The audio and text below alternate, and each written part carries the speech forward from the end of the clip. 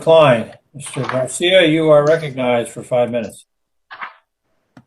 Thank you, Mr. Chairman. Madam Secretary, again, thanks for the patience on this and withering the storm. I was encouraged by your words, your desire to be more competitive as a nation on the open market in terms of supporting businesses and encouraging business growth throughout our country, and especially relative to China becoming more competitive. In 2017, we had the Tax Cut and Jobs Act, which was really the catalyst for a booming economy over the last 5 years. We saw massive job growth, record low employment numbers. We saw companies hiring at record pace.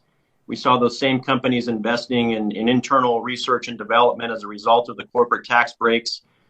We saw them in parallel lowering their prices of goods and products to Americans while also increasing wages to the average employees on their books. That to me was the essence of being competitive. I wasn't a fan of this state and local tax deduction cap, being a Californian. I think that could have been removed. But I do believe that the 2017 Tax Cut and Jobs Act was the answer for being competitive on the open market space. As we pivot to this administration, and specifically this year under this President Biden's tax plan, what we're seeing is effectively a doubling of the tax rate on material long-term capital gains from 20% to 40%. Eliminating the qualified income deduction for partnerships and S corps, increasing the corporate tax rate from 21 to 28%, adding a new 12.4% high earner payroll tax on all income earners above 400,000, raising the top individual tax rate back up to 39.6% from 37%. These are the folks who are creating jobs. They're creating incomes which ultimately drive revenue growth at the national and state levels for us.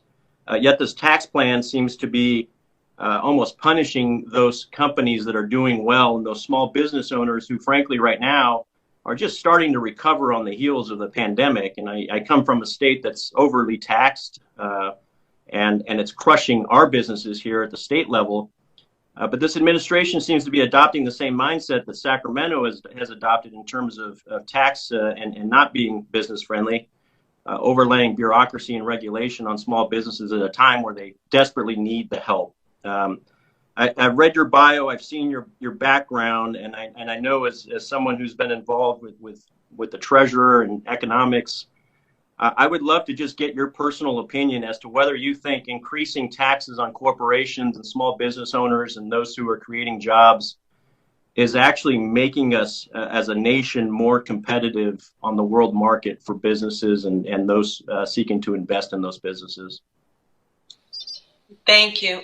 So I was like, we could probably go out for dinner and talk about this for 2 hours, but I'll give you my thoughts in a minute and 50 seconds. I agree that the tax structure has to be competitive and fair. I think that this country's economy could be much, much stronger if we make the big investments that the president is calling for in infrastructure. And in the past month and a half, I've talked to probably 70 CEOs of big companies and dozens of small companies, and that everyone agrees we need broadband investments, airports, trains, infrastructure, transit, etc., housing. And I think it's responsible to pay for that. And so the president has set forth a plan, which I think is very strong, will make us competitive.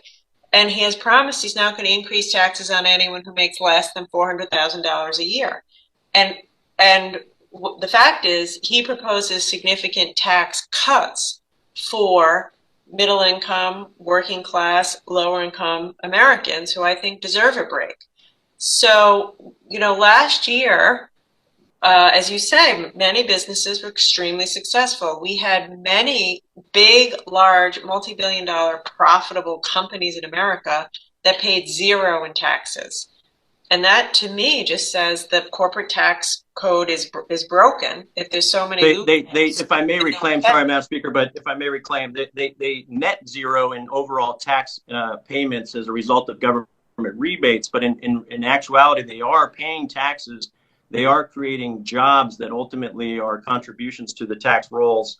at the national and state level. And I would submit that just because your taxes aren't going up, if you're less than 400K, you may actually be losing your job. And so, yes, there may come a tax cut in the form of being unemployed because your employer is no longer in business. But I would love to sit down and have that conversation over dinner. You're right, 5 minutes doesn't do it justice, but I would really appreciate having someone advocating for small businesses and taxpayers in this administration. Thank you, Mr. Chairman. I yield back.